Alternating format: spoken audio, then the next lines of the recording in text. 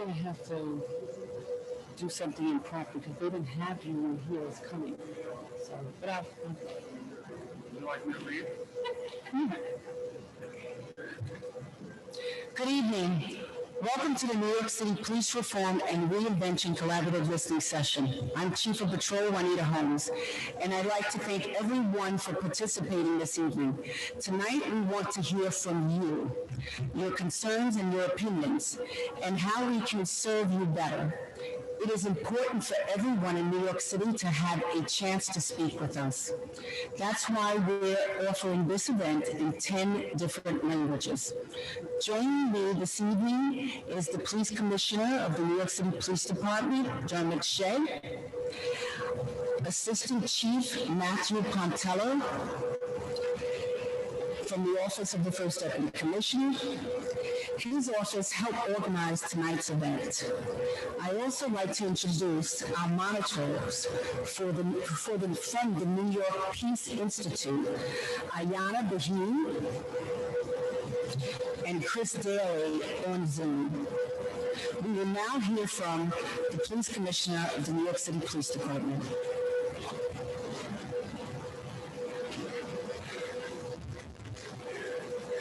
I guess I'll leave it on. Well, good evening, everyone. Thank you, Juanita, and thank you, everyone, for joining us, and welcome to One Police Plaza. First and foremost, thank you for assisting in our work with City Hall and our critical partners to collaborate on police reform and reinvention. This process reinforces our mission to partner with the communities we serve, to enforce the law, to preserve the peace, and ensure fairness. For the last 7 years, the NYPD and the city have worked diligently to increase transparency and to collaborate with our communities to enact significant reforms in training, discipline, enforcement, and use of force. Nothing is more important than our relationships with those we serve, and that's you.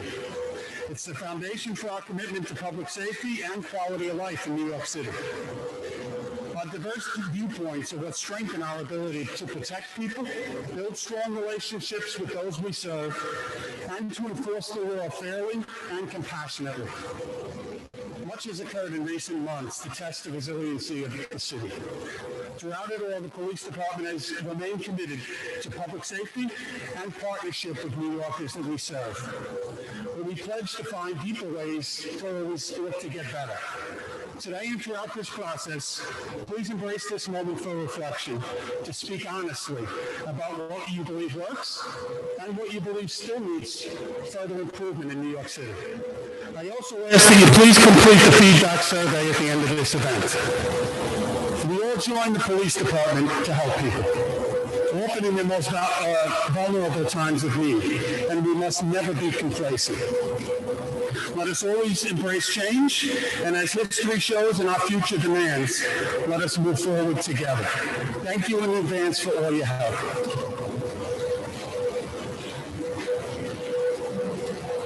Thank you, Commissioner. I will now introduce Chief Pontello from the Office of the First Deputy Commissioner.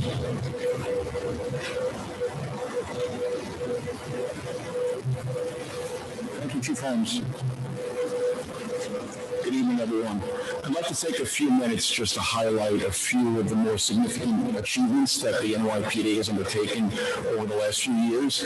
And this is by no means to suggest that we think our work is done. To the contrary, we know that there is still a great deal of work to be done. However, these are important initiatives, and many of them were done with the collaboration and the support of community and stakeholders. And it may help guide some of the conversation this evening. And this is all part of an ongoing effort at continuous improvement. First, I'd like to mention training. We've expanded training considerably because of the great importance that it is to policing. And training really is a career-long process of professional development. It's not just for recruits in the academy. And with the advent of smartphones, and by putting a smartphone in every police officer's hand, we're able to deliver important information and training material to every officer in a timely fashion. And some of the key courses that we've already delivered and are expanding upon include implicit bias training, de-escalation training, physical tactics, critical decision making, and crisis intervention training. Perhaps one of the most critical decisions a police officer can ever make is the decision to use force. And we know that given the nature of crime fighting, sometimes, unfortunately, it is necessary. However, through our policies, training, and oversight, it's our goal to make this as infrequent as possible. And one of the important bellwethers we look at is the number of officer-involved shootings. So if we look back historically, going back to 1972, in that year, there were 994 officer-involved shootings in New York City. And that was with a much smaller police force in a city with a population of about 7 million people. Fast forward today, a much larger police force, a much more populous city, about 6.5 million 911 calls a year that we respond to, plus thousands of other encounters. So far, year to date in 2020, there have been 20 officer-involved shootings involving a police officer and a civilian. In 2016, we revised our use of force policies. So what we have in place now is a very comprehensive reporting mechanism that calls for the investigation of every use of force incident.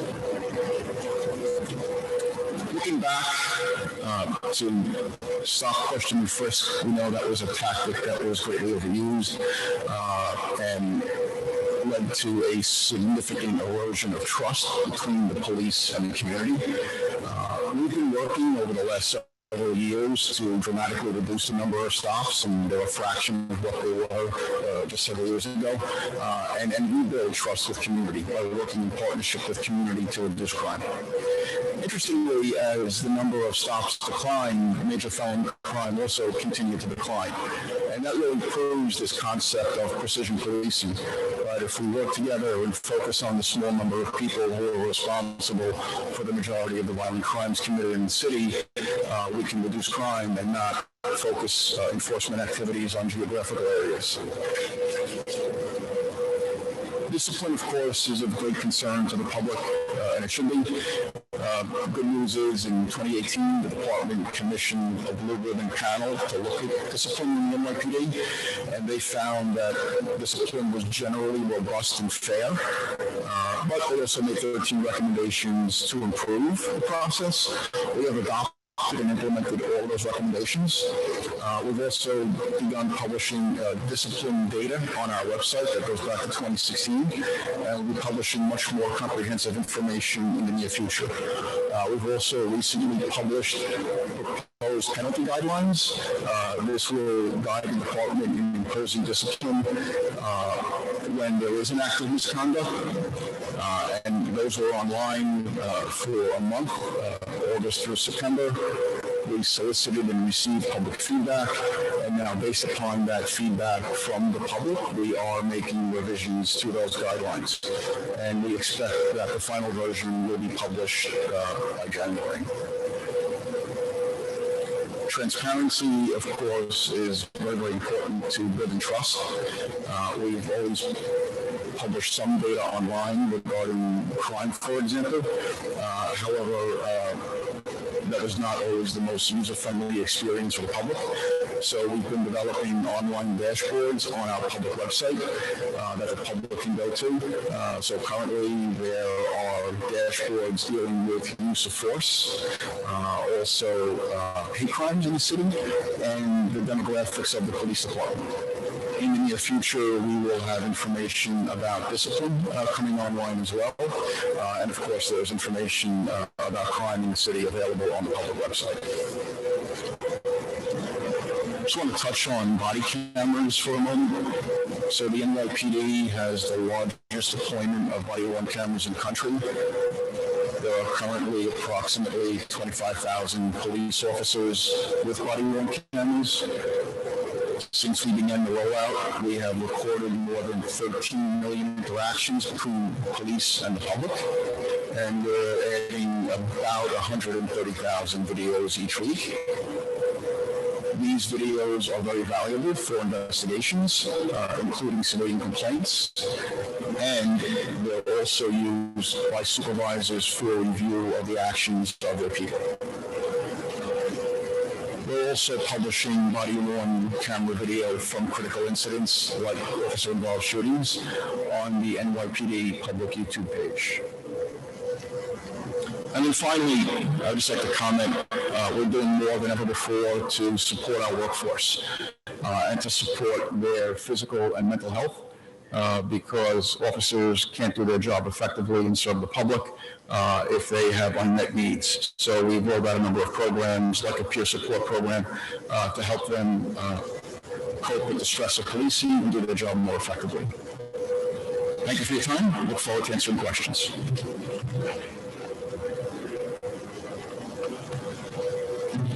We will now begin our program. Both moderators, Chris Daly via Zoom and also Ayana Bahim. Hi, can you hear me? Okay, great. Good evening, everybody. Thank you so much for being here. I'm going to try unmasking, but I'll stay away from other people. Chris. Yes, if you want to hold the microphone a little bit away from your mouth. Like this? Better? Yeah. Okay, thank you. All right, so my name is Ayana Bahim, and I'm joined by Chris Daly in the Zoom. We work for New York Peace Institute. We do not work for the police department. New York Peace Institute provides free mediation for New Yorkers in Manhattan and Brooklyn, and we also help facilitate complicated conversations. So I'm also joined by translators who are speaking 10 different languages here in the room and sign language interpreters. And I want to thank you all so much for your help in making this conversation possible. And as a New Yorker born and raised, I also want to thank all of you who are coming in from the Zoom for joining in on this really important conversation. We've been living with the COVID-19 pandemic for 9 months now, and that can make it seem like there's so many things out of our control. We can control wearing masks and social distancing, and I think what we're learning here tonight and what we've been talking about the past few months is that we also can take part in making change in the systems, the institutions in our lives to make them better now and when we're back in person. So thank you again for being part of this conversation. I think that you should know that tonight you've got the people in this room who make the decisions about the NYPD, and they want to hear from you. They want to hear your ideas. They want to hear your stories. And they want to hear your suggestions about what could be better, what's working, and what could be better. So we have about 90 minutes together tonight, maybe a little bit more, to talk about your stories, your questions, and your suggestions. Chris, do you want to add anything to that? Thank you, Ayana. I just wanted to say hi, I'm Chris. I also work at New York Peace Institute with Ayana. I'm here on the Zoom. I am monitoring the chat feature on the Zoom, and I do hear that a lot of people are having a difficult time with the audio and that there is some frustration with that because there's quite a lot of feedback. My understanding is that there's a lot of interpretation that is occurring tonight simultaneously, and that is very important for tonight's program because the purpose and intent of tonight's program is to have as many New Yorkers as possible attend this program and be able to not only hear and listen to what's going on here, but also submit their own questions and comments and feedback here to the department. I'm going to do the best that I can to try to make it that everyone can hear. So Ayana, I will put my hand up if I'm seeing things in the chat that people aren't catching, and I'll try to restate it. Also, feel free to call to me if you want me to do anything on this end. Appreciate it. Thank you so much. Oh, I heard that. All right, I'm backing up. Okay, we'll try that again. Thank you, Chris. And so we're just dealing with the tech difficulties, but we're so glad that you're all here and that we're going to hear your voices and that the commissioner and the chiefs are going to hear from you as well. So we're going to take our first question, and we're going to start with the Spanish language. So if there's a Spanish language question, if you could please let us know.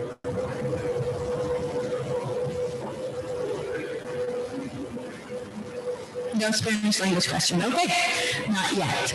So let me just read through what the language is that we have available in the room. We have Spanish, Haitian Creole, French, Polish, Russian, Korean, Chinese, Urdu, Arabic, and Bengali. So if you speak any of those languages as your first language, and you have a question for the chief and commissioner, now's your time to ask it. If you have a comment, if you want to share a personal experience, that's what we're here in the room to hear.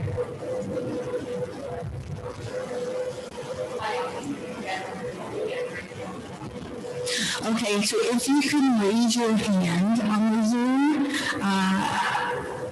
there's usually a button around the participants space on the Zoom. You click on participants and then you can raise your hand. And when you do that, we'll know to go to you.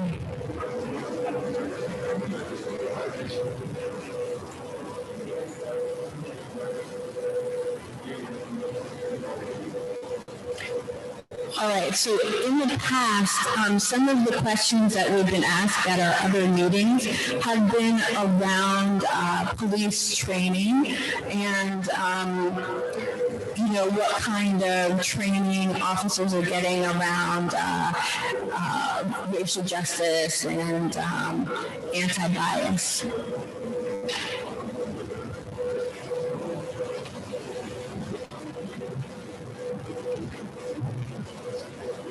So we recently completed a course on implicit bias training for all members of the NYPD.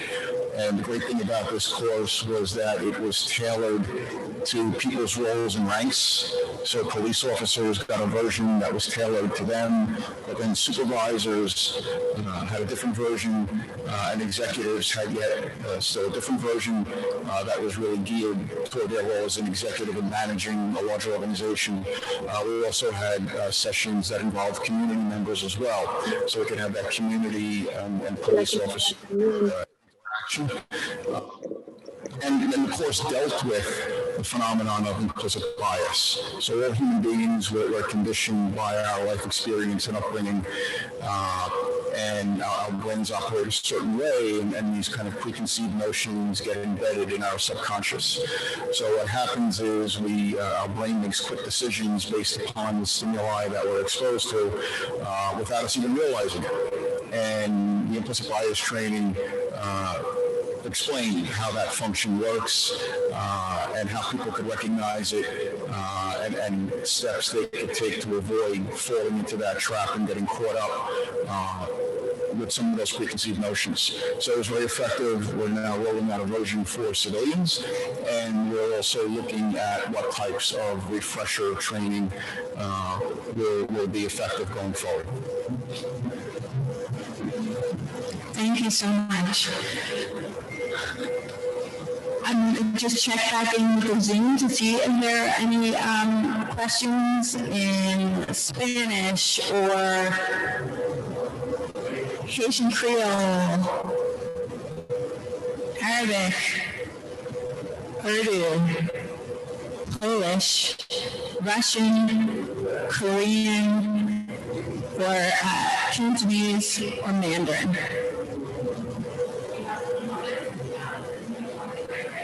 Okay, so at the moment there are some comments in the chat, just catching you up, and we're going to find the right translator for them.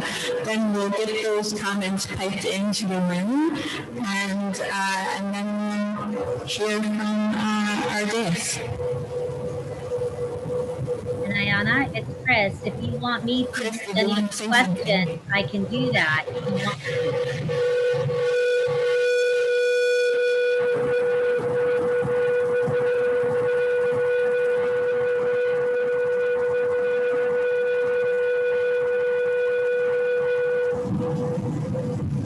There's some feedback, Chris, when I'm standing next to the mic, so if you could say that again so that we can hear you in the room. Yes, thank you, Ayana. Yeah, the feedback is fairly aggressive in the Zoom room, so I just want to reflect that from the Zoom participants' perspectives.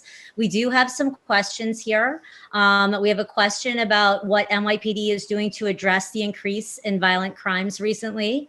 We also have a question that surrounds the mental health training for the officers yearly and what that process looks like. Additionally, there's a question about people who don't have internet access and how they're being included in this important conversation.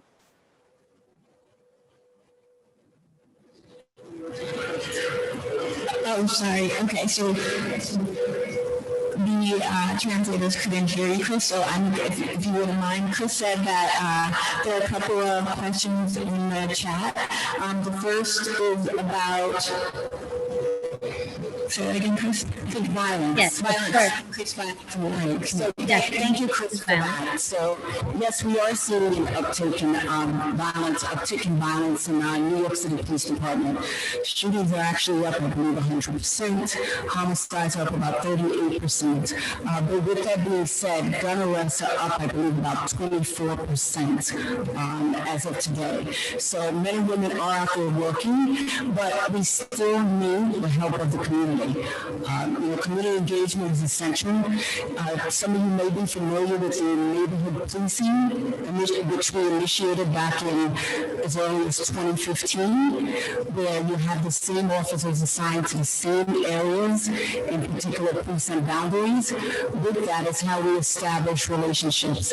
And by establishing relationships, we get a lot of information pertaining to some of the crimes going on in those particular communities.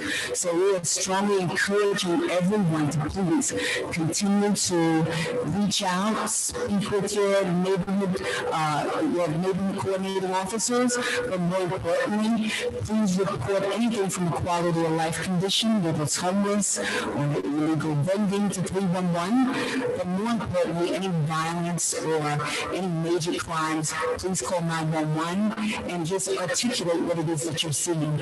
We recently suffered in Brooklyn 7 individuals being shot at one particular party.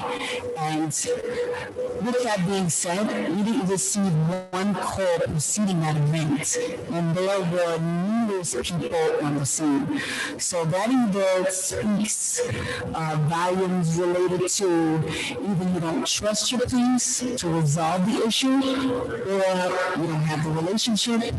So with that being said, please reach out to your neighborhood policing officers and just speak with them. They're there. A lot of times they're coming and establishing these relationships. You have their phone numbers. They all have cell phones. We're looking for the feedback. So the last thing I want is for anyone to feel that we're not here to resolve your problems or that your confidentiality will be compromised. That's not the position that we're going to put you in. So please, we need your help in keeping your city safe. Thank you. Thank you so much, Chief. So another question came in on the chat from Deborah Washington. And the question is, do police officers have to take mental health training yearly? So this is about them getting trained in dealing with people with mental health issues. So no, it's not yearly, but rather what happens is upon assignment to the police academy as a new recruit, there is training on dealing with people with mental health issues. That's really a primer for a more extensive training that occurs once you're out in the field doing police work. We bring everybody in for what we call crisis intervention training. And this is a program that is co-taught with NYPD trainers, but also mental health clinicians. And it gives police officers skills on how to deal with somebody in crisis. It's a 4-day program. It's very hands-on. It's very interactive. It involves a lot of role play and scenario-based exercises, so people get to kind of go through these situations and experience them in a very, very realistic way. So that training is ongoing. we had to suspend it for a little while because of COVID, because the nature of the training, it's groups of people working in very, very close proximity to each other. However, with certain safeguards in place, we're resuming that training in the coming weeks, so we'll be able to get that back on track. Thank you. Chief, this question is from Kathleen Shannon, and it's a follow-up on the violent crime question from before earlier. And it's just, what are you doing to address the increase in violent crime? So thank you for the question. Like I said, related to the violence, I spoke earlier. We are reimagining our neighborhood policing. With that being said, we encompassed a youth component. We're actually looking at customer service, different ways that we can reach the community, reimagining how we conduct our council meetings. We realize that a lot of people don't attend the precinct council meetings. So just like this event is being conducted this evening via Zoom or Facebook Live, precincts will now be conducting meetings and using those particular platforms. We have our neighborhood policing officers that conduct at least once a month what's called a builder block meeting. The builder block meetings are now being conducted using the same platforms via Zoom or Facebook Live. In addition to that, just building relationships. That's the important part of fighting crime in New York City.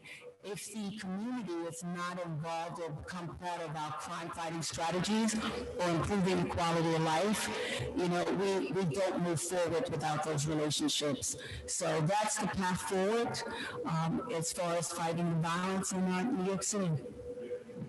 Thanks so much, Chief. So it's working on what you've already got that's working, and then building on that and making some additions. And I know, Commissioner, you wanted to add something. Yeah, I just want to echo what Chief Holmes said, and I think she nailed it. When you talk about violent crime and crime throughout New York City, it starts and ends with the relationship that we have with you.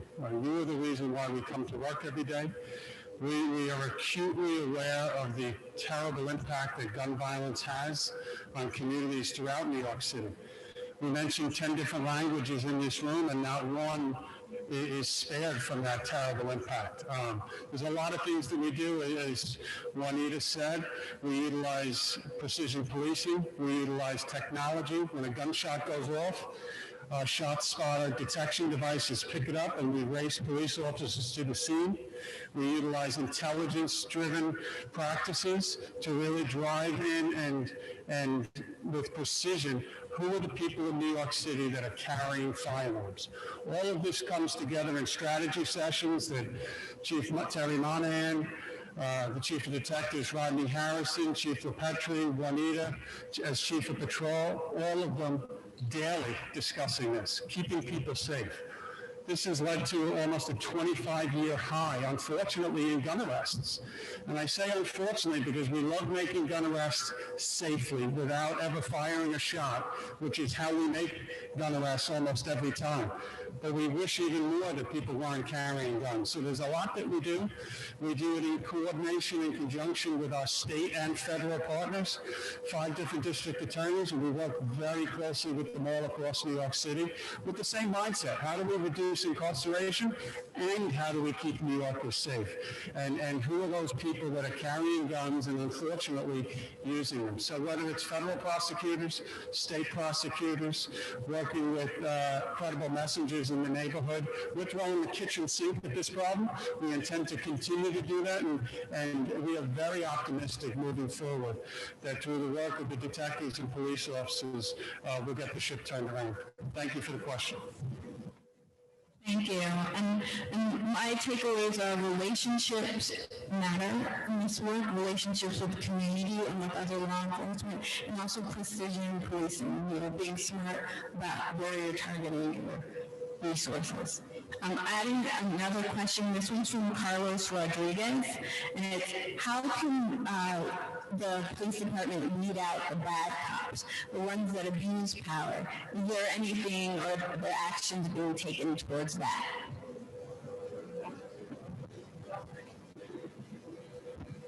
I feel like I'm the perfect person for that one because really I own this police department, right? There's nothing that we take more seriously than somebody that tarnishes the shield of the NYPD. We have a pretty robust Internal Affairs Bureau under Deputy Commissioner Joe Resnick. We have a Risk Management Bureau that also, in that light, seeks to identify officers that may require additional training or other matters beforehand. We have systems in place and policies in place within the NYPD mandating reporting of officers that may be engaged in activities that they should not. And all of this really comes together in a disciplined process to identify anyone that is doing things they should not be and to get them off the job as quickly as possible. If the last thing we would want is an officer involved in illegal activity or anything else. Thank you. We're going to go back to the Zoom and we're going to try to unmute Janine Botha. Janine, are you there? Yes, my question is, I know that this is coming to be the end of phase one. Have you had any involvement in trying to get people's voices who don't use the internet? And if not, do you intend to bring in those voices in phase two?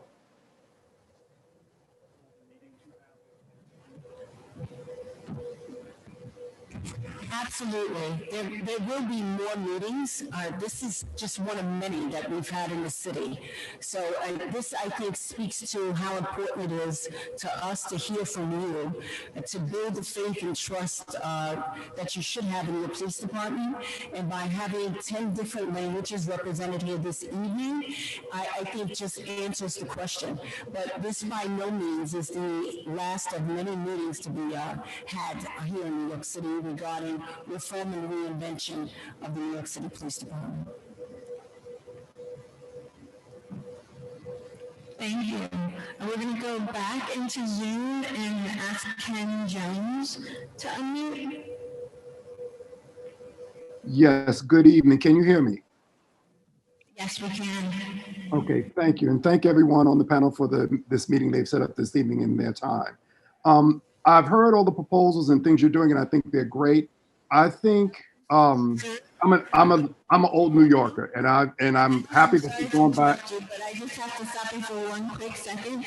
I'm going to have to repeat what you say in order for the translators to hear it. So if you wouldn't mind speaking a little bit more slowly, and then I will repeat like sentence by sentence. If that's okay. Or I will just summarize. You know what? I'll just summarize. Just speak a little bit more slowly so that I can understand you. Thanks. Okay, sure. I'm very happy that there is the neighborhood patrolman, what we used to call the beat cop, being implemented back in our communities. One of the concerns and questions I had was, I think part of the problem is the community doesn't feel that there is a channel that they can give feedback to the police department and conversely receive responses based on the feedback they've given to the police department. So what has been implemented so that I, as a community member, if I have an issue or concern, can escalate this to the proper officers in the police department and conversely get a response back to my concerns?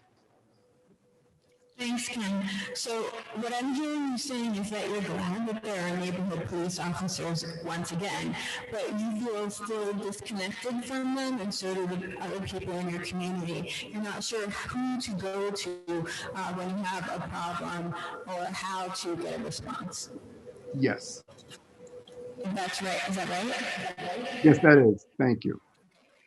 Okay, so hi, thank you for the question. You have the ability to, if you're able to walk into any precinct in the city of New York, and trust me, each office is represented there, from community affairs to domestic violence, to the detective bureau, to the complaint room if you filed a complaint, to youth officers, whatever issue that you have will be addressed there. But every one of our neighborhood policing officers have cell phones. You know, that was a big investment that was made in NYPD to ensure that they are reachable, but just not being I don't want to just focus on neighborhood coordinating officers. They're responsible for establishing and facilitating relationships, but you also have where we have study sectors on each tour. The police department has 3 tours that we operate on. It's a 24/7 operation. You have what's called a day tour from 7 to 3, 4 to 12s, which is the evening shift, and then you have a midnight platoon that usually runs from about 11 to 7 a.m. So, please, if there's a NCO that you don't know or that represents your particular area that you live in New York City, just please feel free to walk into a precinct. In addition to that, we have emails or phone numbers that you can call. We have the Chief of Community Affairs. You have myself, the Chief of Patrol. I know my email is published, but the commanding officer's email, phone numbers are published, pertaining whichever precinct that you reside in. That information is fully transparent on the internet. And if you don't have access to the internet, please just stop a cop and ask, what precinct do I live in? We'd love to establish the relationships, and you'll be guided from there. I hope that answers your question. Thanks. Yes, Commissioner, you want to add? Hey, Ken, I'm just looking at my phone here, and, you pick where you live. You can go right onto the internet and, whether it's the 75th precinct, the 69th precinct, the 114 in Queens, and, we can absolutely get better, but we already have a lot of information. I encourage everyone that's on the Zoom today to check it out. And it'll tell you who, your domestic violence officer is. It'll tell you how to look up your neighborhood coordination officers. If you live in New York City, you are covered by steady police officers. It'll tell you how to find that. And more importantly, it tells you the email address too of them. So hopefully that goes a long way, Ken, to starting that communication if it hasn't started already, where you can say, where do I live? What's my block? Who's my cop? That's where it all starts. And shoot them an email and start that dialogue coming back. And then I think very good things will start to come from that. But thank you for the question. Thanks, Commissioner. All right, we're going to try once again to get somebody from who's non-English speaking to ask a question. So anybody who has a question or comment and who speaks Chinese, Mandarin or Cantonese, please raise your hand. And while you're raising your hand, we're getting you. Chris is going to just catch us up on what's happening in the Zoom. Thank you, Ayana. I'll speak slowly because I know that there's so much interpretation going on. And I know that this event is precisely for this type of communication to happen and to flow to so many different communities. I do want to reflect that from Zoom, there are many people who are very patient on the Zoom and they're staying in here because they really want to have this communication, although the audio is quite poor. So I want to reflect that there is a little bit of frustration about that on the Zoom, but they're staying here because they're recognizing how important this meeting is and their ability to bring these questions to the forefront tonight. There are several questions that I will just put out there right now. Also, after I do that, I'm wondering if we could perhaps have Jennifer Shannon speak, and Mr. or Miss Stewart has a question about the Bronx and about patrol there during the holiday season. But before we do that, I just want to highlight a couple of questions that I've seen in the chat. One was in response to what I think the commissioner was just speaking to, which is the ability to have conversations perhaps on text with NCOs. What's the turnaround time on that? What are the realistic expectations for that? Also, there's another question about the ability perhaps to contact 911 via text. Is that possible, or is that just a telephonic communication? There's also a French question in the chat that just came in recently. I think I'm pretty caught up on the chat here. And if we have the ability to have those other two questions be asked orally, I've already mentioned their names. Thanks, Chris. I know that the chief wanted to answer at least one of them now. Okay, so just related to the turnaround as far as your neighborhood coordinating officer, they work pretty much 8 hours, sometimes overtime a day. With that being said, I'm quite sure that it should take no longer than the next business day, or the next day, I should say, for someone to reach back to you as far as via text. And then I think it was a question about 911 texts. Text to 911. Text to 911. Text to 911 works. We actually had a gun arrest made real time as a result of someone that didn't feel comfortable calling 911 and actually texted information, and communications received it, the police responded, and a gun arrest was made, I believe, at a deli. So the turnaround time is pretty quick. Thanks so much. Okay. So, Chris, I know you said there were a couple of questions in the chat. Can you just name the first person and we'll see if we can try to unmute them? Did you say Jennifer Shannon? Yes, Jennifer Shannon has a question she wants to ask. And additionally, there's a question from either Mr. or Mrs. Stewart and about the Bronx and about patrol up there on University and Burnside. Okay, if we can't find them to bring them in, we're just going to have you just ask that question. Oh, you have an answer. Well, I didn't hear the question, but she said that Mr. and Mrs. Stewart, I believe, had questions about patrol in the confines of the 4-6 precinct. And can you be more specific? Yes, sorry about that. Yes, what I can do, Chief, is I can read the precise question from the Bronx. I do not know Jennifer Shannon's question. So Jennifer, as I'm reading that question, if you want to type out your question, I will read yours. Okay, so the question is, I am located in the Bronx.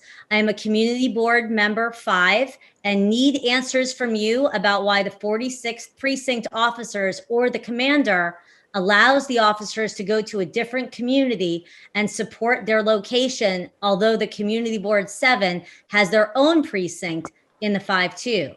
The crimes are everywhere in our community board 5 here in the Bronx. At Burnside Avenue and University during the holiday season, Community Board 5 has NYPD officers radar the location and has taken our 46th precinct to their community. Therefore, we have less officers around our area throughout the next Board 7, and they're taking the crimes, and we have the same amounts. Please explain.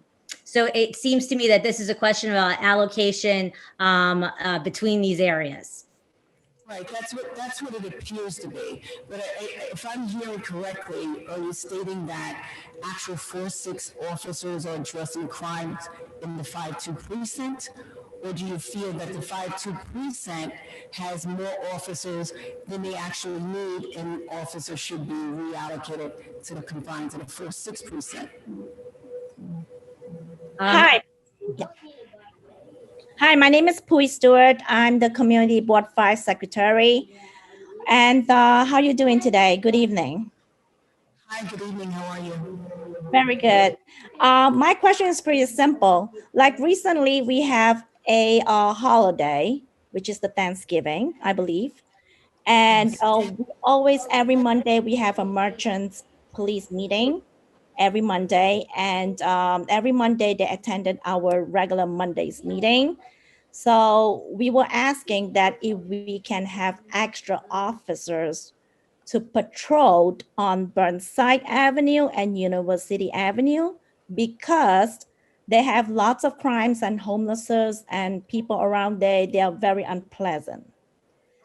Therefore, the officer from the 4-6 precinct has explained to us that we have to help out the Fordham area, the Fordham Road area. So therefore we have less officer, I think. I'm just assuming, but I don't know how the procedure goes in the precinct. But each time when we were asking for help, most of the officers, they always go to the other community board 7 to get help more than coming to us first. So we're just trying to figure it out. So that's something I'm not familiar with, but I can assure you one thing. I will definitely look into that because we have specific officers, like we said, assigned to the same area every day, every tour, as well as the NCOs. Now, have you spoken with your neighborhood coordinating officers concerning this? Yes, I did. And the officer said that it is a mankind issues that we must follow. So I'm kind of like confused. I will definitely look into that because that should never be. First of all, the reason we put this in place was to ensure that every boundary of the precinct is represented and every boundary of the precinct has the same officers in the same area to develop and establish long-term relationships. That's the entire meaning behind neighborhood policing. So I have to publicly apologize that you had to experience that, but I can assure you that I will definitely look into that and get back to you. Thank you very much, officer, and have a good evening. You too. Thank you. Thank you. Okay, I know that Jennifer Shannon was going to unmute. I am unmuted already. I'm unmuted. Can you hear me? Yes, I can. Okay. So the first one, it's more, I wanted to jump off a comment that was made in the chat by Kathy from A Better College Point. We're in Northeast Queens and we have 2 NCOs for our neighborhood. It's just not enough. We don't know how it's decided how many NCOs we get, but our NCOs, they're very involved, very helpful, but they're overworked and they cannot possibly reach out and communicate with everyone that they need to because it's so many of us and only 2 of them. So that was the one part of my question. And then I had something else to add. Okay, so I'll thank you for the question. The one thing I think that sometimes we're not good at making clear is that the steady sector cars that are in those particular areas, which are 6 additional officers, usually are also under the same umbrella as the neighborhood coordinating officers. They all work together, they all address conditions together, they communicate, because different things happen at different times of the day. So depending on that is how they determine who's going to investigate what.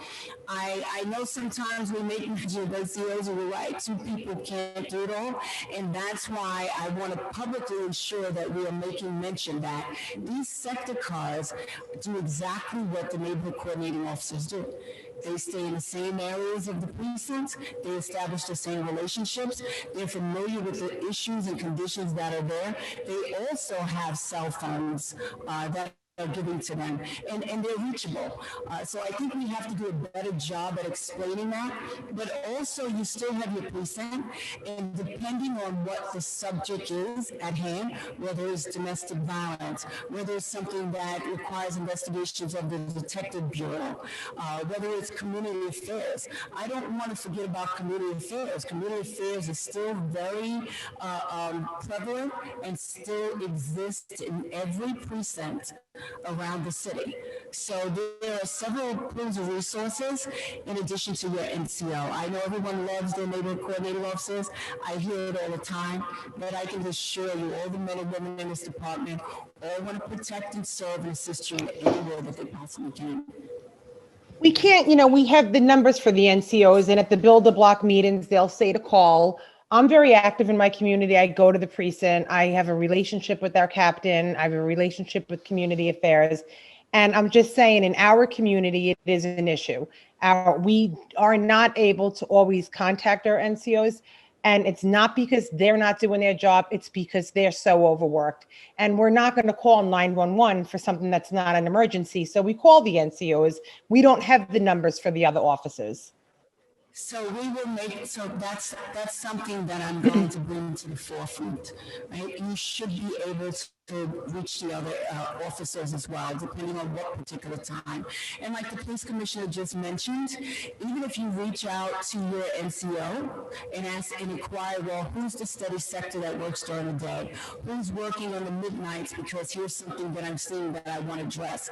That's just keeping, and that's a strong collaboration. It's keeping everyone working together, and that's what the neighborhood policing philosophy is designed to do. So I agree with you. Two people can't do it all, but please, I'm going to make sure that I'm speaking to the commanding officers as well as the NCOs to ensure that you're equally meeting the men and women that serve in your particular sectors on the different tours and have their contact information as well.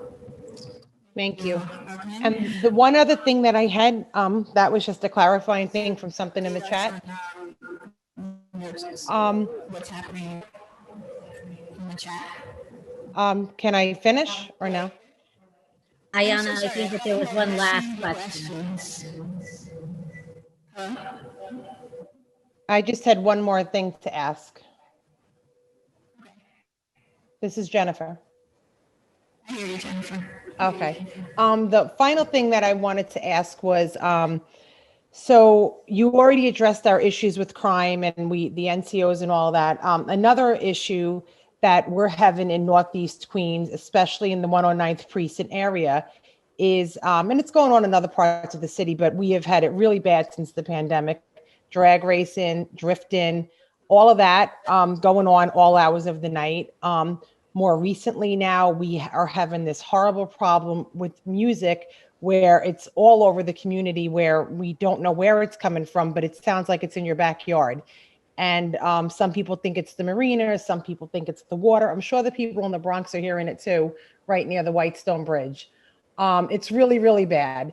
And then you have, like in our parks, dirt bikes going through our public parks and quality of life issues that are no longer addressed, that make it really horrible for people that are living in a community. I was getting out of my car with my 5-year-old niece, and we walk right into a man who's urinating on a tree.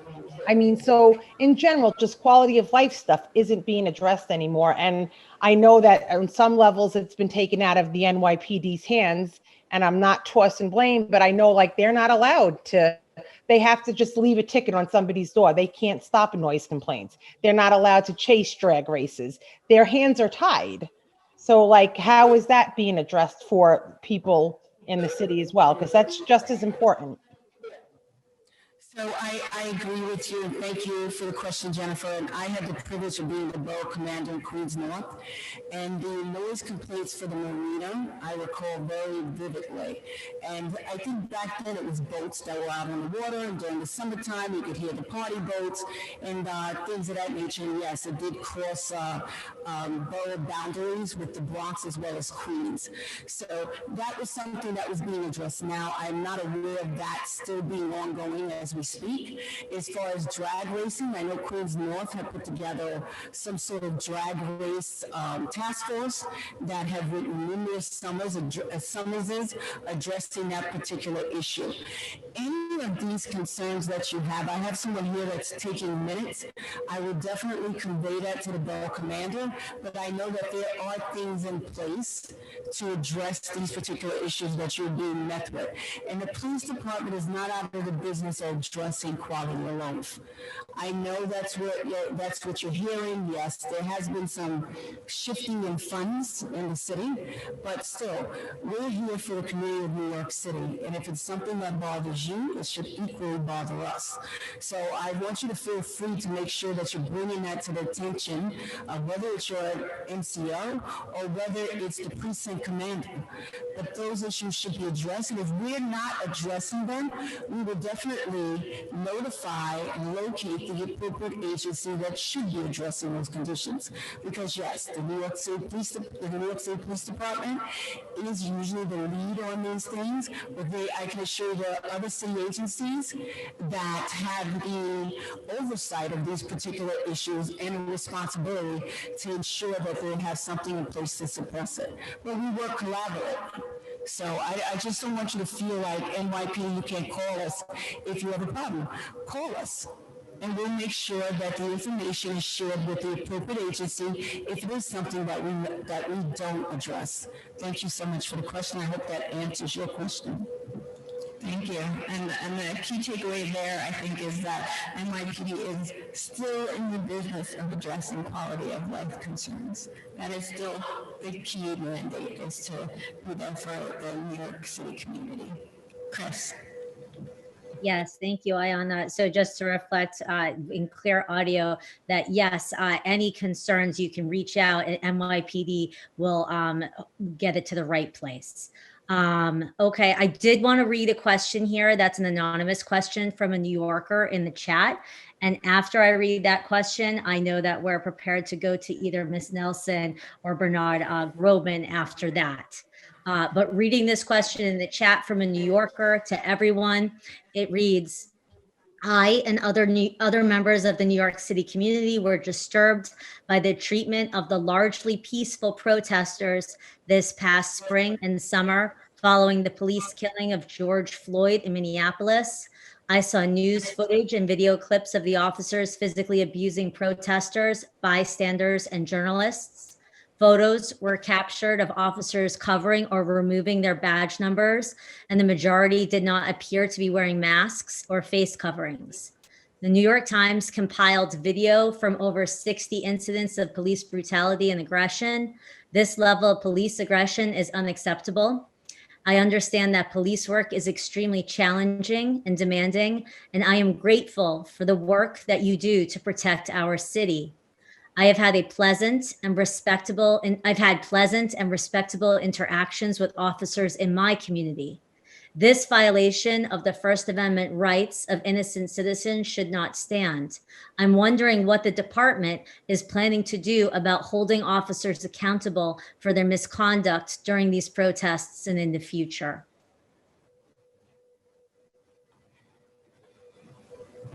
Thank you for the question. So yes, this past summer was very challenging, to say the least.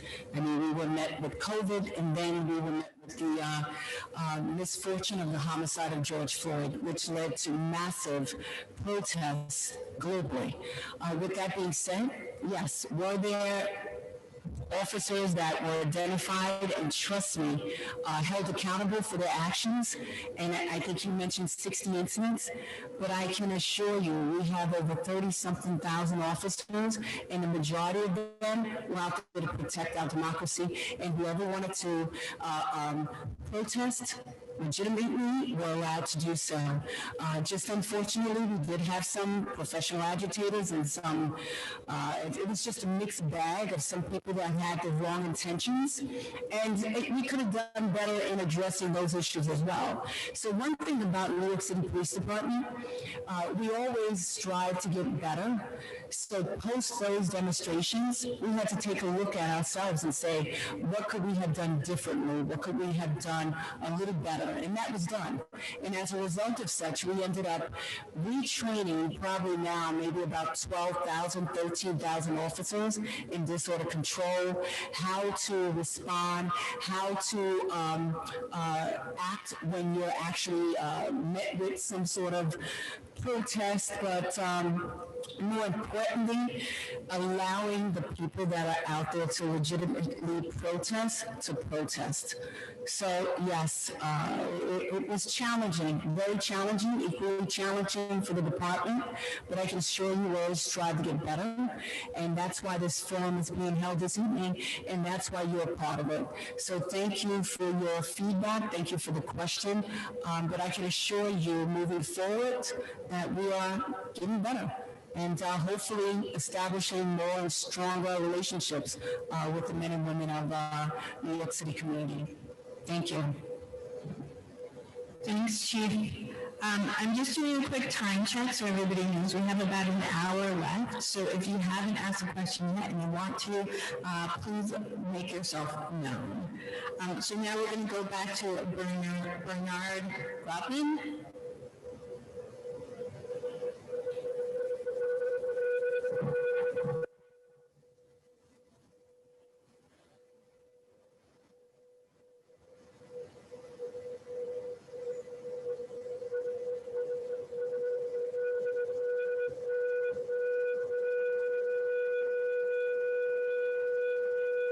I'm not sure if Bernard Groveman is able to unmute. I can say that there's a question in the chat from Bernard Groveman that says, I saw 2 cars last night going down Broadway at 80 miles an hour. They're going to kill someone at this point. So it seems like the concern is related to traffic violations and endangering people with speed. I was just able to unmute. I wasn't able to unmute before, yeah.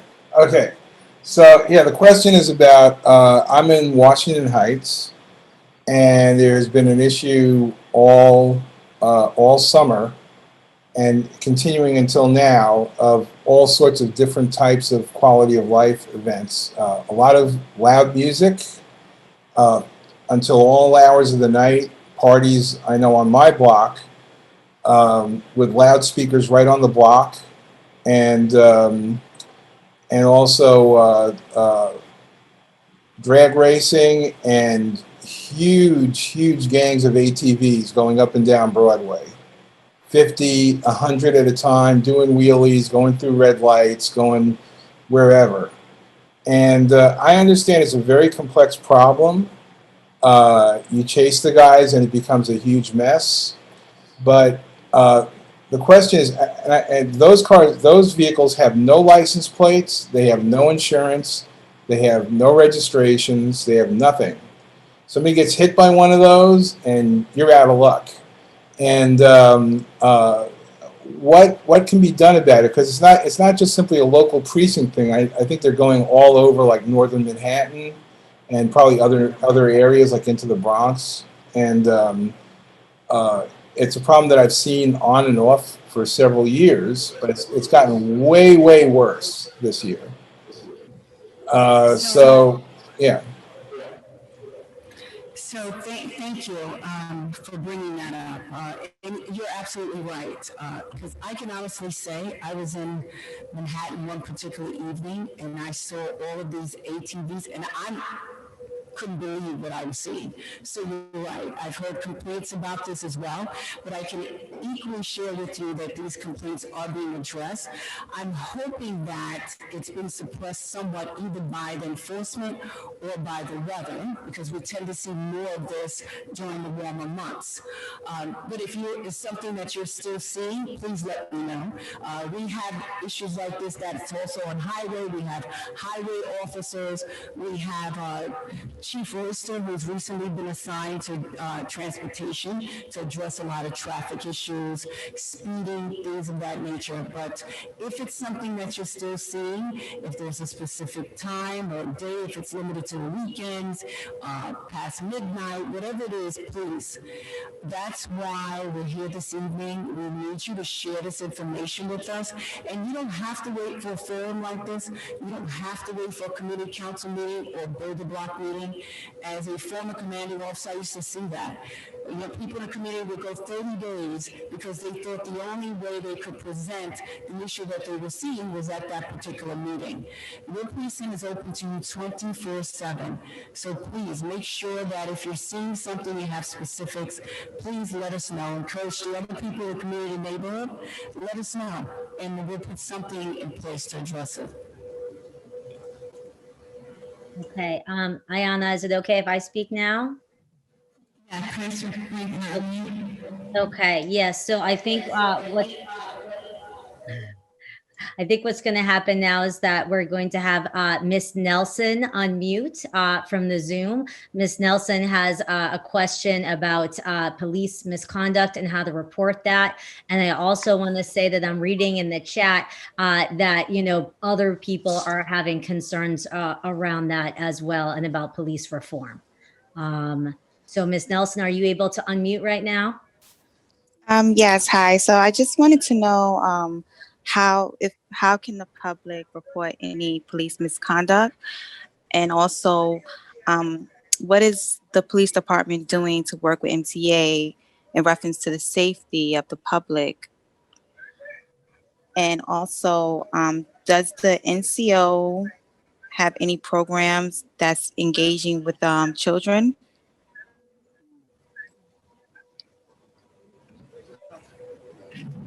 All right, 3 questions there. I think all 3 people on the dais want to answer it. So I just want to make sure I have the questions correct. The first question was related to corruption. So we have several forms and several ways that can be reported. I know that you can find on the website. We have there's a form that's the CCRB we can make complaints to. We have internal affairs.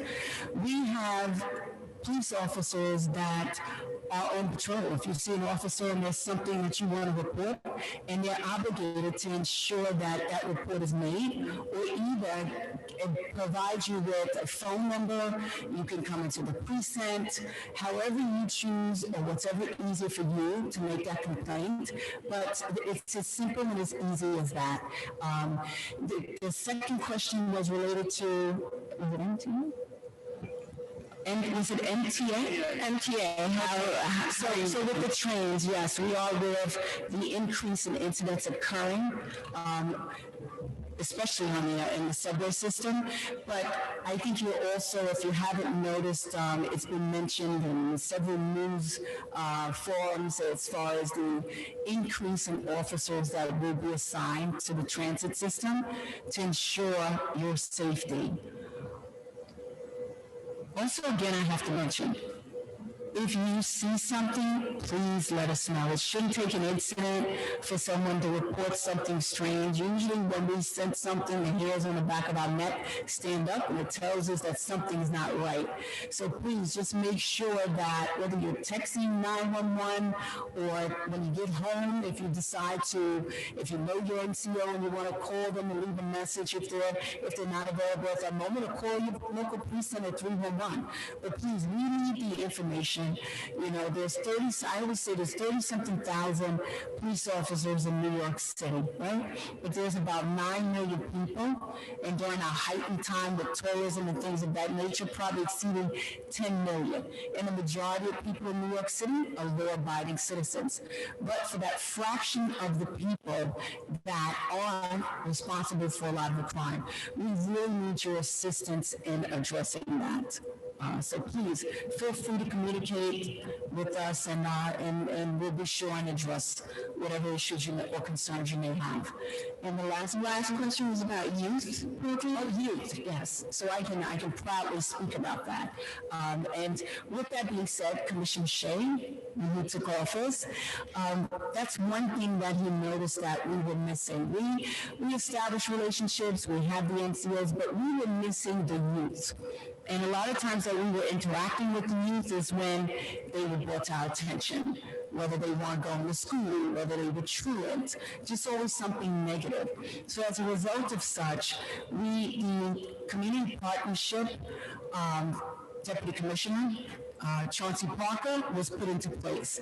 That encompasses community affairs, chief of collaboration, and also what's called our youth crime desk.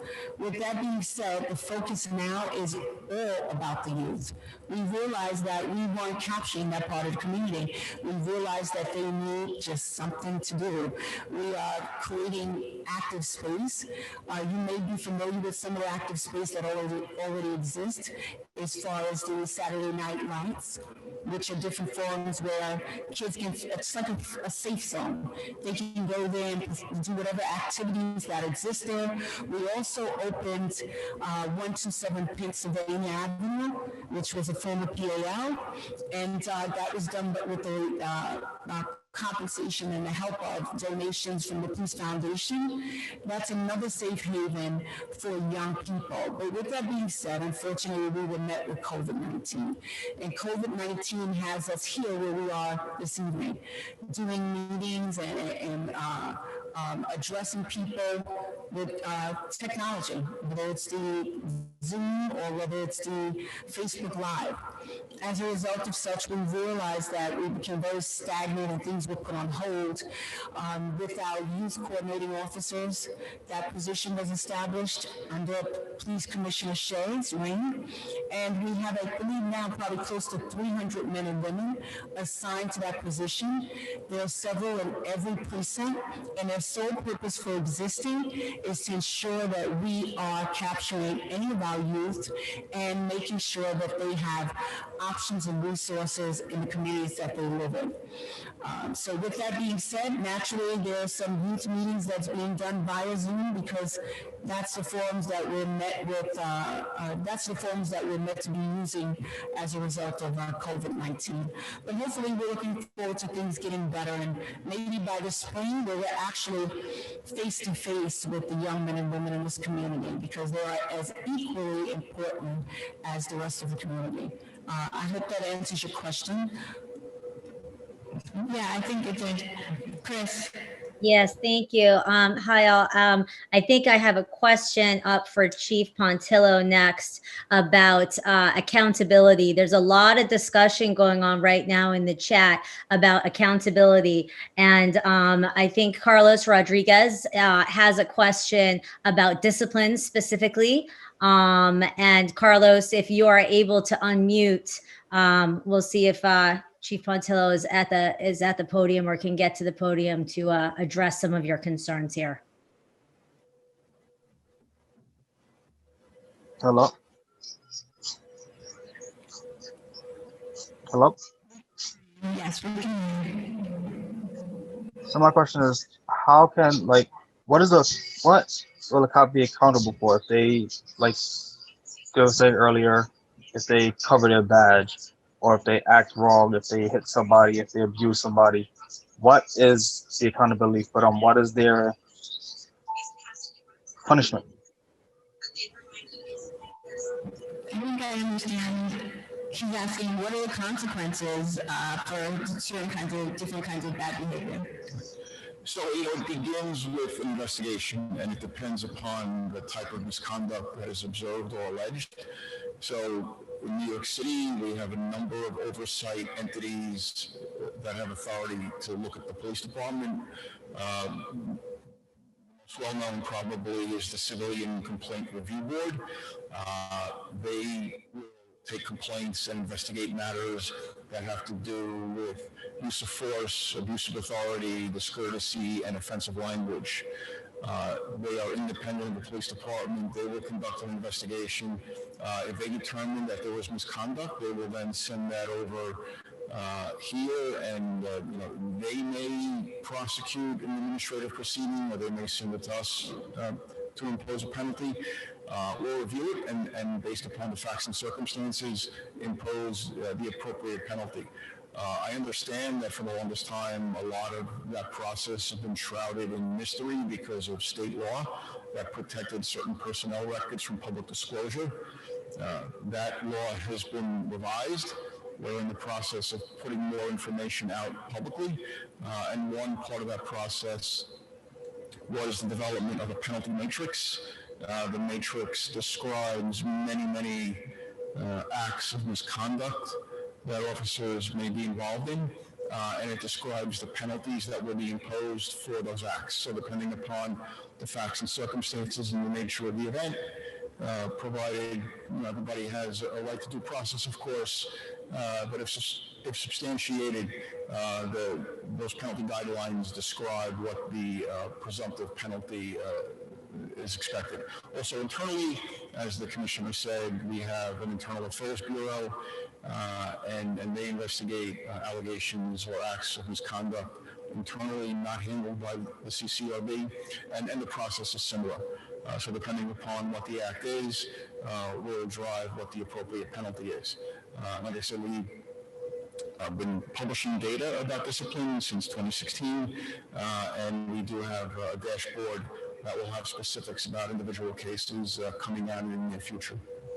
Chief, just a quick follow-up. Did you say what some examples of penalties are, like suspension?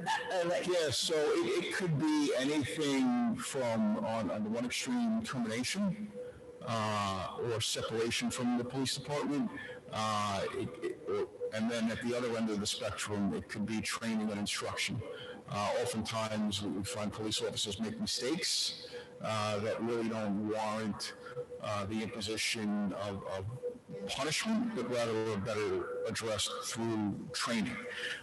And then there's other things that kind of fall in the middle, where some penalty is appropriate to address the misconduct, and that could be change of assignment. It could be a reduction in days, either suspension or other penalty days.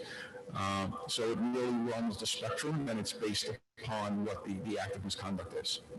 Thanks so much, Chief. Before we go back to Zoom, I know that there's a Korean question. Yes. This is a one shot, two birds. I came here as an interpreter, and also a question for you as a citizen. This is a personal happening in the MTA subway last time. The one was 3 young guys, kind of a racial slur to me for a while. However, the MTA these days, subway is very empty. So not many people can help me or support me. And the other one is the one lady also slur a lot, racial slur, and then and then she kind of physically attacked me. But at the same time, it's the same thing. So very empty. Not many people can support me. That happened as a past, so I can report the police. Is there any chance we have a better option to tell this kind of incident to the police or whatever? Because I cannot use a phone in the subway, texting or phone call does not work, and they already left. So I hope we can feel more comfortable, more safe in the subway. Thank you for listening. Thank you so much for your questions. This question was, about safety in the MTA. He was attacked and had racial slurs addressed to him, and was alone, kind of in the subway station, and didn't know what to do. Yeah, and I jumped up and I beat Juanita up on this one because I wanted to get one point out that I've been sitting and listening to. It came up before with quality of life in a lot of different questions, and now it comes up again. And the point I wanted to make was, we are an agency that is driven by data and information. And I've said it 100 times, we come to work for you, but we need to know what's happening. So if you're in a situation wherever you are, I know that at times you may be frustrated about what's happening, whether it's a party on your block or you can't get sleep, or in this case, there's no point in reporting it. There is a point in reporting it. And that information that comes to us, hopefully we're going to turn it over to detectives. If you think about New York City today, there are cameras everywhere. So even if no one's seen it, or even if no one's around and the person that did it is gone, we should take that report. We should screen it. Depending on the offense, it might go up to our detective bureau, and they can start an investigation and start to piece that together based on. You would be amazed on what we can do with no witnesses, but we need to know about the incident. And the squeaky wheel truly gets the oil. If we don't know what happened, it doesn't work. If crimes don't get reported, then laws don't change. If people don't call 911 or 311 about noise, then the police don't know it's a problem. Elected officials don't know it's a problem. We need to know, and we need to hear from you. The last two things is with MTA crime, Juanita touched on it. Ridership is down dramatically in the subways this year. Because of that reported crime, an actual crime is down. But we know that there's still some issues in the trains. Chief Kathy O'Reilly, the new chief of the Transit Bureau, is acutely aware of it. I've met and talked with her a number of times. She's redeploying police officers to specifically the transit system to address any issues. And again, she will move her resources around depending on where you report incidents are happening. If you don't report it, it hurts us in many ways. Lastly, Chief of Detectives Rodney Harrison, there is, gun violence. There's a lot of things that are extremely important to us. Right there with those other things at the top of the list is bias-related hate crimes. So whether it's based on your religion or your sexual preference or your color of your skin, there's a reason that the people and legislators in New York got together and made increased penalties for these crimes because we believe they're heinous. And no one should fear walking out of their house afraid to walk to church, or to hold their partner's hand, or afraid to go worship whatever religion they are. We will investigate these things with the full might of the NYPD vigorously. Any hate crimes that occur, and I can tell you that we stand side by side with the district attorneys of New York City, because every district attorney has their own bureau just to investigate those types of crimes. So please make sure you report them, and thank you for the question. Thank you for the answer, Chief. I know we've got an Arabic question before we go back into Zoom. Good evening. Thank you for giving me the chance to ask a question. I've been in New York more than 4 years, and I've been with the NYPD with a lot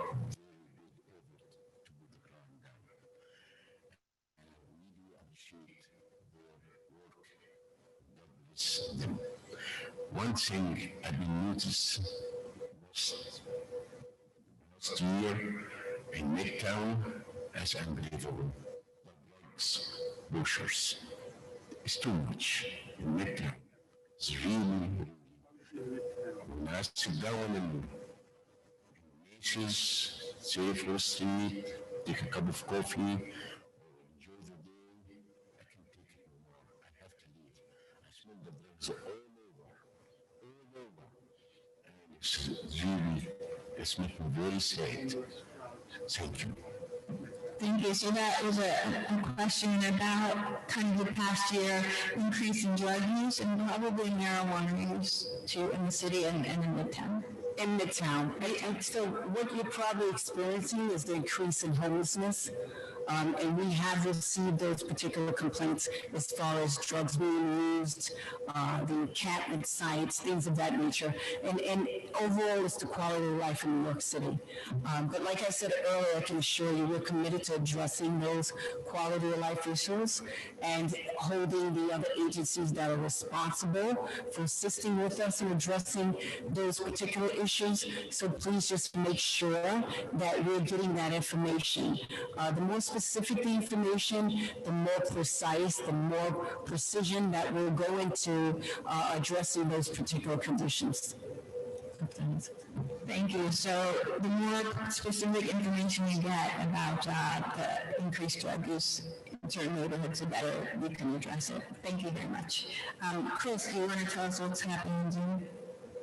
Yeah, thanks, Ayana. What's happening in Zoom is that we had a little bit of dialogue about potential free mediation services that can be provided by the CDRCs in each bureau.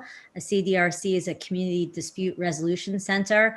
And actually, Ayana, where you and I work, we are the CDRC in Manhattan and Brooklyn. We work at a place called New York Peace Institute, and we'll take, free mediation services for the community. So we answered that question in the chat.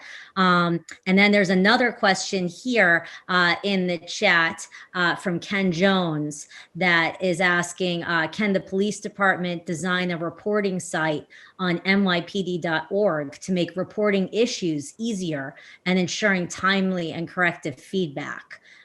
So it might be helpful to answer that question. And Ken, I don't know if you wanted to add to that question at all, but just wanted to read yours out loud here. Yeah, yes, I did. A lot of this information is so informative, but I'm involved with my community organization for the police department. A lot of it is slowed down because of COVID, but obviously there's a lot of resources and things that are going on that a lot of us as citizens don't know about. There's a lot of different departments, obviously because it's a big city, it's a big organization. I think it'd be very helpful if me as a community member could go on your site, on the police, the NYPD.org site. And if I have to report an issue, basically I can report it in one place and then that could be farmed out to whoever needs to be. And that person can get back to me through that same forum. So that way I feel that my problem has been resolved or acknowledged. And then that way I don't have to worry about if I'm calling the right person or reaching out to the right person. So Thank you for bringing that up. I first want to touch back to Chris. Thank you for mentioning the mediation. It's something I used when I was a commanding officer. We had noise complaints, harassment complaints between people that resided together in an apartment building, and a lot of times I have recommended or referred them to that to your particular organization. So thank you for that. I forgot about that. But to address the other question about a central repository, I think that's what I'm hearing, where it's a one-stop shop and you report it and it gets farmed out to the appropriate agency. Well, 311 was designed to address that. You can call them with whatever issue that you may have, and trust me, it's going to be farmed out to the appropriate agency. And when you're speaking about the police department, naturally, so we receive a lot of calls. We do. We never will admit that we're inundated, because that's why we're here, the sole existence for addressing community concerns. But with that being said, when you think about anything related to the police department, we've initiated what's called our customer service. And customer service surrounds it really encompasses anyone walking into a police facility and being addressed in a timely fashion, being addressed with respect. And we also put a position in place that may have existed years ago under the title of receptionist, and we now call them a precinct greeter. And they're there to address whatever needs that you may have. With that being said, we're making it a little bit more easier. We're going to have kiosks that actually house, I believe, tablets, where if you're coming for a complaint report number, accident report number, someone's going to show you how to retrieve that particular information via the kiosks. But more importantly, we have a survey, and you'll see now, at least in two of the precincts where we started to pilot, the 25 precinct and the 113th precinct, you'll go in and you'll see a poster that has a QR code where you can scan it with your cell phone and answer a couple of questions. How are we doing? We're always striving to get better. We want to address your needs. We want it done in a timely fashion. Naturally, we're going to be expanding to Manhattan South and I believe Staten Island in the near future. But by the end of 2020, we should be in every precinct as far as customer service is concerned. You can also access that same survey online. If you have any questions or something that you want to mention that you think we could be doing better with, then you have that particular access as well. But please, always remember 311, that's what they solely exist for. Something that's non-emergency, not criminal activity. You call 311 and your information will be sent to the appropriate agency. So I'm hoping that that answers your question, Simone. I think it did, and I think that it showed that you all are thinking along the same lines, that there are additional resources and additional ways to connect police and community, and you're already starting to put some of those in place, so thank you. Okay, I have a question in Polish.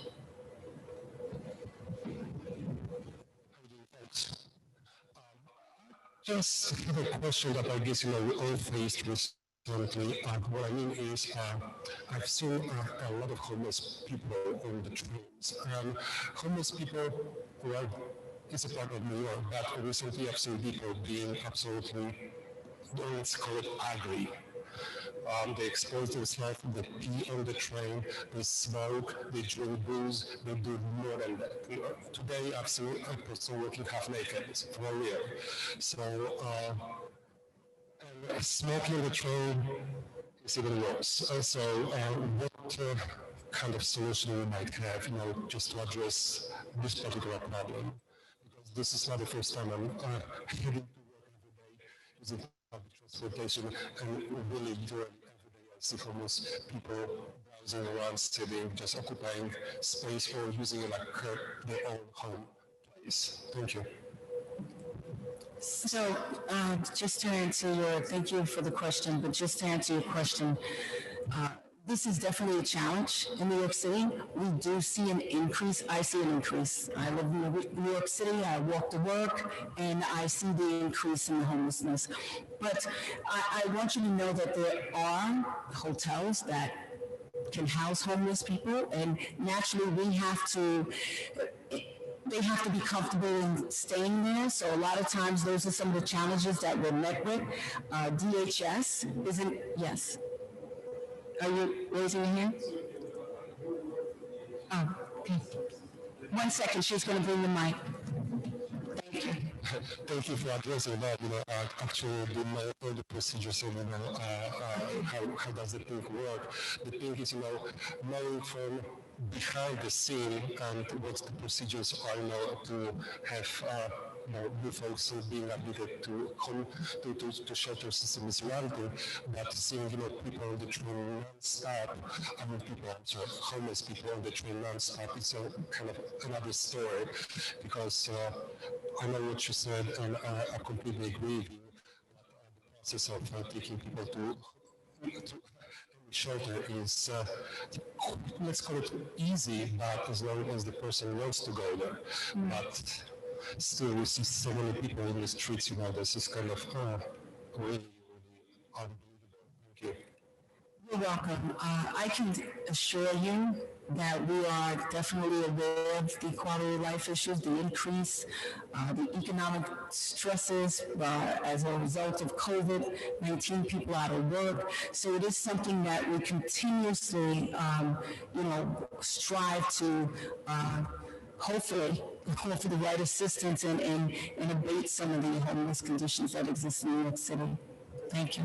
And I would add that, in addition to the economic stress, I think there's a lot of mental health stress that people are under as well. And so they're, maybe taking it out on their fellow neighbors. Yes. So, as Matt mentioned, the crisis intervention training that's being conducted, the proposal of having social workers and EMS work together to address some of these nonviolent emotionally distressed individuals. So we are constantly always striving and looking for a path forward to address some of these social conditions. Thank you. Thanks so much for that. I think we're going to go to Julie in the chat.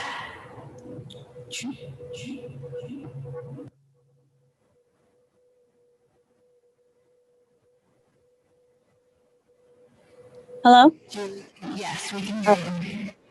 Hi, so I come from a family of immigrants, and as immigrants, we know people who may be undocumented, and that's really something that you find in New York City a lot. So when you're undocumented and you're worried about this type of stuff, due to your status, you're nervous, and you try to avoid interacting with the police, even if you need help. So how can immigrants, which make up a significant portion of NYPD, feel confident that they are safe in reporting crimes or interacting with the police in general? So with that being said, I'm quite sure a lot of people may be aware of it, and if they're not aware of it, we are a sanctuary city, New York City, and that's been addressed publicly. We do not question, even if we arrest someone, really about their immigration status. I've actually held many events where I know that a lot of immigrants are afraid, where they had summonses they had to answer out and things of that nature. And around the city, we work with the district attorney's office to have a safe haven, usually in a place of worship, where they felt comfortable. We actually set up a mock courtroom where they were able to come there and answer out whether it was a warrant, whether it was a summons, and address those particular issues. So I'm just going to say, please, we are not in the business of enforcing immigration, and you are as equally a member of the community of New York City as anyone else. So please, if you have a voice in the community, encourage people to feel free to speak to the police. We are not in the business of enforcing immigration status. I hope I answered your question. Yes.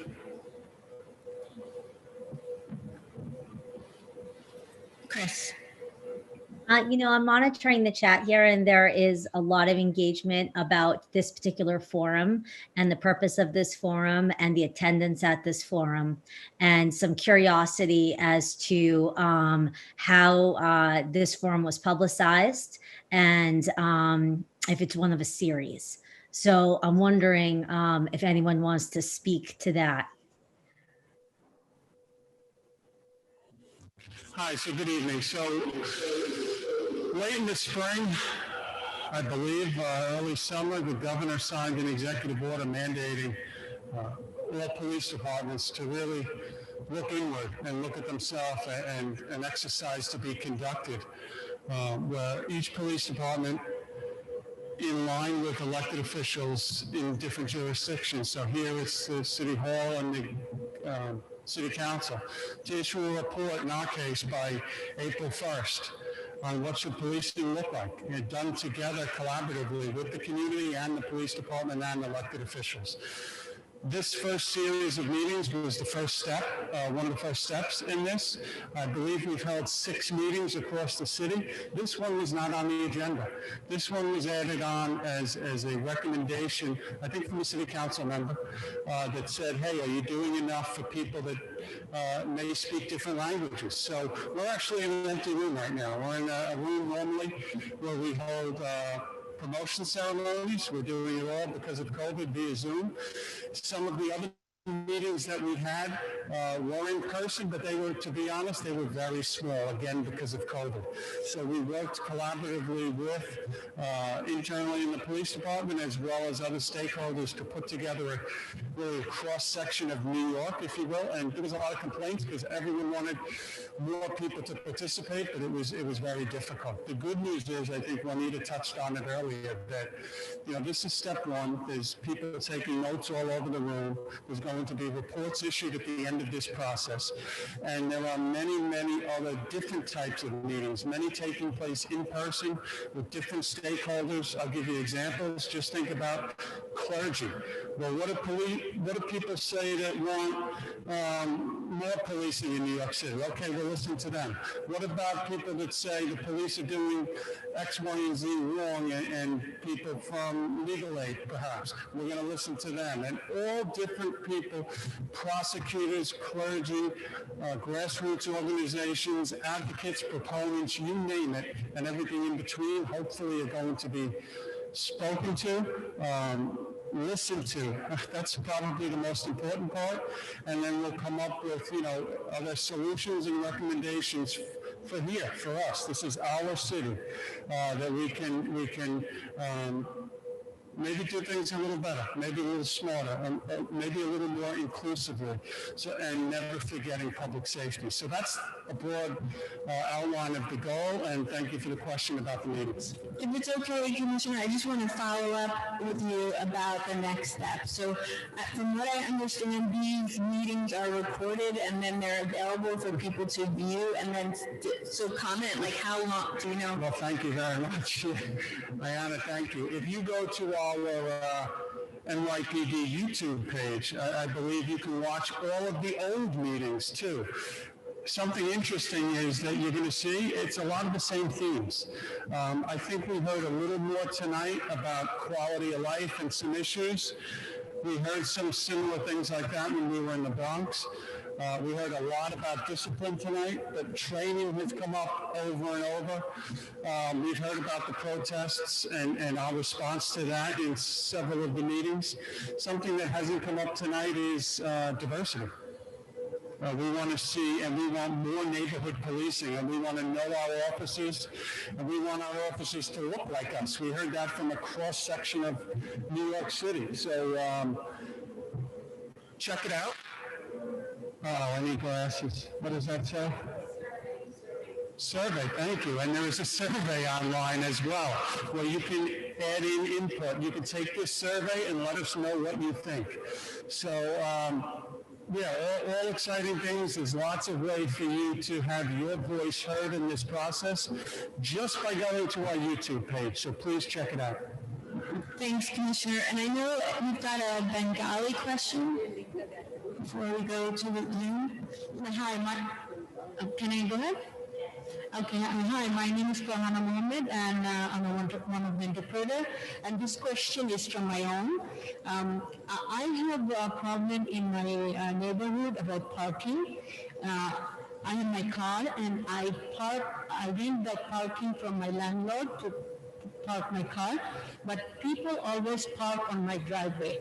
And then they leave the car and they go for hours. So I've been dealing with these issues for 10 years now, and the worst happened is last month. Somebody parked in front of my driveway. He didn't block the whole driveway, half of the driveway he blocked, and I called 311 at least 10 times.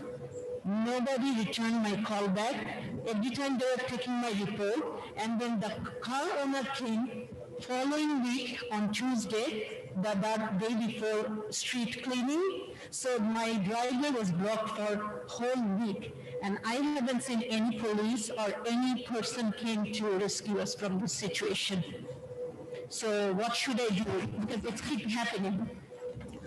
Well, first of all, I'm sorry you had to experience that, because I know that I would have been as equally disturbed by that, especially when you have engagements or appointments that you need to go to. With that being said, so the process for a blocked driveway is for an officer to respond, issue a summons, and then you can call whatever tow service you want to have that vehicle towed. With that, you were dialing 311. I would recommend, if it was something you need to get out and go to work, could be emergency, anything, call 911, right? Because now it's going through to communication, and that job is going to be assigned. 311, for those conditions, quality of life conditions, it can take up to 24 hours or more for someone to answer that condition. But more importantly, like we spoke about today, if that is a consistent issue that you are met with, please contact your sector cars or your NCO to address that particular issue. That is what they are there for. That's why they have cell phones, where you could have gotten on a cell phone and called them up directly. Listen, this is what I'm experiencing. I need someone to come over and address it. And that's what they're there for. They're there to establish these relationships. I don't know if you know them, but they're easily accessible. Like the commissioner said earlier today, you can go to our website and go to the particular precinct and who is the NCO that covers my particular area. But more importantly, to simplify things, if you're not as tech savvy, call the precinct and inquire about who's your NCO or community affairs. Please don't forget about community affairs, and please don't forget about the sector cars. They are all, and first of all NYPD are neighborhood coordinating officers. From my rank to the police commissioner on down, right? I always say it starts with us. So that's our philosophy, is what we put forward every day. But please just make sure you have that contact information, because I guarantee you, had you had that, it would have been solved, and we would not be having this conversation this evening. So I hope that was helpful. Thank you. We're going to go back to Zoom to Helen Rosenthal, if Helen can unmute.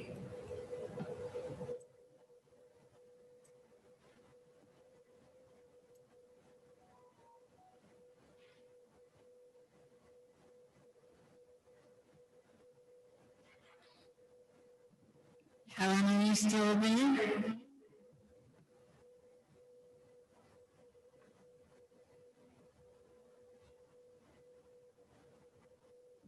Chris, do you know what Helen's question is? I think that her question had to do with continuing the conversations beyond tonight's forum, as well as next action steps. Hi, it's Councilmember Rosenthal. I'm sorry I'm multi-Zooming tonight. I just really want to thank you for these forums, and I think they've meant a lot to the community. I've heard such interesting things in all of them. People, you really get a sense of what the whole different communities need. I hope they continue. That's all. It's just a comment. I hope they continue beyond this project. Thank you. Thank you. We've got about 10 minutes left, so I really want to double check. Oh, Chris, can I check in with you? Yes, just to continue that thought that we just had there, if anyone has any other questions, of course, put them in the chat. But from my perspective, moderating this chat on Zoom, I can say that there are some themes here that have come out over the night. where just having this transparent type of conversation seems very valuable to a lot of the people who are on the Zoom page here, and having access to ask these questions, and ranging from day-to-day interactions, day-to-day quality of life, up through bigger actions that are on a more citywide level, regional level, national level, with just instability and safety in general. So those are the themes that have really been coming through the chat tonight. Overall personal safety, being able to reach out to the department, being able to understand how the comments are going to be responded to, or how the complaints are going to be responded to, and perhaps continuing this conversation so that everyone can stay safe and be well respected. Those are the big themes I'm seeing here tonight, Ayana. Thanks, Chris. And I also want to, sorry for the feedback, I also want to again thank the translators and interpreters who were in the room tonight, really representing their communities and the community of New York City. So thank you again. I know it wasn't easy because I'm a fast talker, but also just because there was so much content here tonight. So thank you. And thank you for putting your voices in the room as well. Really appreciate you. Any additional questions? I think we're waiting for a few more.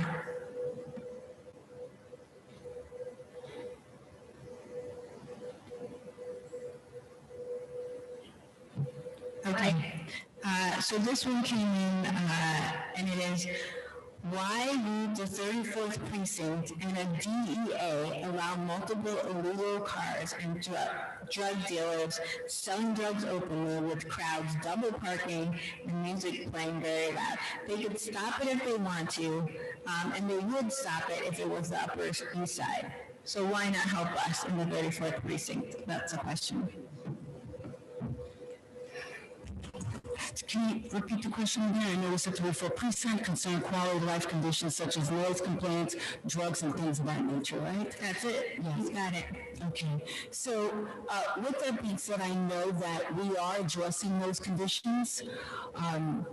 People are being arrested. We are met with I always say, the challenge of our ever-evolving judicial system, which now encompasses bail reform, which is something we believe in, but unfortunately it leaves a gap for a lot of bad actors. So even when we're making arrests sometimes, and I'm not blaming it on that system, but what we're seeing is that there's either no bail being sent, or the person is being a low bail, and then they're right back out, able to commit the same quality of life issues or criminal activity over and over again. But that doesn't allow for us any room to take our eye off the ball. We're always focused on criminal activity, and it's always being addressed. But we are met with some challenges as a result of our criminal justice system. Thank you. This is a longer question, so I'm going to read it in total, and I don't know which of you will want to answer it, but it's about LGBTQ representation. So the peer support group needs to have LGBTQ representation. What happened to local law 79 of 2016 and New York City's gender-neutral bathroom requirements? I've seen signs in the beginning, but then the culture, in quotes, of the precinct brought out the worst behavior, such as writing negative comments and drawing on the signs, which were eventually ripped and torn down.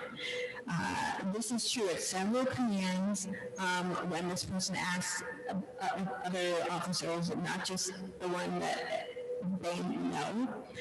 There needs to be more data collection in terms of LGBTQ demographics, because ethnicity data has led to more diversity, but that's left the segment of the population unrepresented and disenfranchised at best. Last paragraph, the LGBTQ liaison position and task force are critical and need to be solidified as a permanent position going forward in the future. In fact, the task force needs to be expanded. We're not going anywhere, and we'll continue to serve with honor and pride. Thank you. Okay, so the first question was related to the restrooms. As we said earlier, please be more specific in what you are seeing and bring that to our attention, because last I checked, that is still in effect. If you walk through headquarters here, you'll see where there's gender-neutral bathrooms, and that's applicable to all precincts. So if you met with any of those particular matters in a specific precinct, please bring it to our attention. We representative of all communities in New York City. I have a very dear friend who's very active, and she's an advocate from Queens North, Biani Garcia, who's transgender, and I spoke with her as recent as probably a couple of weeks ago regarding some of the protests that were going on in the confines of the village. But with that being said, I can assure you that that's our message, it's our policy, it's our procedure, but more importantly, it's the state's policy, it's a law that every community in New York City is supported by New York City Police Department as well as the state, New York State. So please, if you have any matters that need to be addressed, you don't need a forum like this to bring it to our attention, but you do need to be more specific in order for us to address your concerns properly and in a timely fashion. Thank you. Thanks. So that's the bathrooms. Then there's a question about data, making sure that you know who's serving and what the representation is there with LGBTQ, and then the liaison position. So when you say liaison, you mean liaison in the department? Yes. So liaison in the department is we have a fraternity called Gold here in New York City Police Department. But we also have community families. We also have every man and woman that represents this agency. I don't want you to think that we have to be a member of the LGBT community in order to be very understanding and sympathetic to the community. That's just the human, and what the human in each person that represents this particular agency.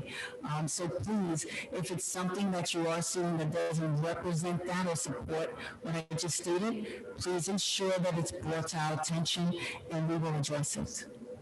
Thank you.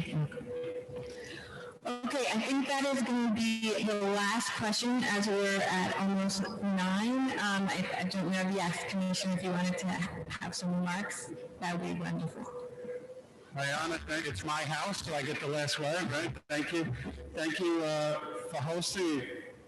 Chris, thank you for hosting too. I know we had some slight technical difficulties. I hope you were able to work through with everyone that's on the call, but I really wanted to, number one, thank everyone for participating tonight, for all our translators here, making it a little bit different, a little bit special. Thank you for your role too. It was definitely, I think it was a first and probably something that we'll try again and really try to refine.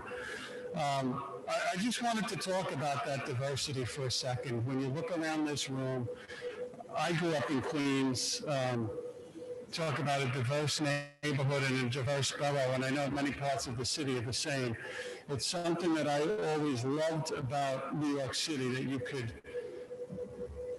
leave a country by walking around the corner and walk into a store and now you feel like you're in the Middle East. Or, walk into a train car certainly and you see all the richness and all the strength of the people that, make this city what it is. The question came before about immigration status. We're forbidden by law from asking those questions and holding that against everyone. And I hope everyone understands that after Juanita's great answer. We recognize and we need you to come forward. We need to know what's good, what's bad, even about us, certainly about crimes that are occurring, so we can keep not only you safe, but your family safe, and really the whole community safe. Lastly, on that diversity issue, is the last question, Ayana, that came up. I actually curiously met with our Deputy Commissioner of Equity and Inclusion today, and spoke about a whole wide range of issues that are occurring throughout the department, some good, some that need work, and LGBTQ actually came up. And something that she said to me, and I listened, I said, yeah, register that one in the head. I didn't think I would repeat it tonight, but just because you're a diverse agency, and we certainly are diverse, we are over 50% at the police officer rank, the most diverse police department in the country. But what was said to me today is just because you're diverse doesn't mean you're inclusive. And that's the one that I will not forget. And it's worth repeating. And how do you draw upon, not only do people feel welcome, but how do you nurture that? How do you draw upon that? I hope I do that well. I certainly need to. And I certainly expect this agency to. I believe that the strength of this agency, and certainly beyond that, this city, is you, the people at home listening, the men and women that work for me in this agency, 54,000 strong. They come from every walk of life. They come from rich, poor. They speak 70 languages. Religion, sexual preference, and on down the line. That's why I took that question before about bias crimes, because I feel very strongly about it. Shame on anyone that discriminates against people because of what they look like or because of who they want to live with or anything else. So, do we have perfect data? That's come up to me before. And LGBTQ issues, no. Are we working on it? Yeah, it's something that we had a meeting within probably the last month on internally in the police department. So hopefully as we move forward, we'll have more to say on that. I think, Ayanna, I will finish. It's 9:01. I think that means I'm over a minute, but thank everyone for taking part. As I said before, I think I did my summary 10 minutes ago. Visit the website. Visit the NYPD website too. Some of the questions that were asked tonight, hopefully we're making progress on that. You can read about our discipline system. You can read about, the discipline matrix is online. The discipline matrix is online.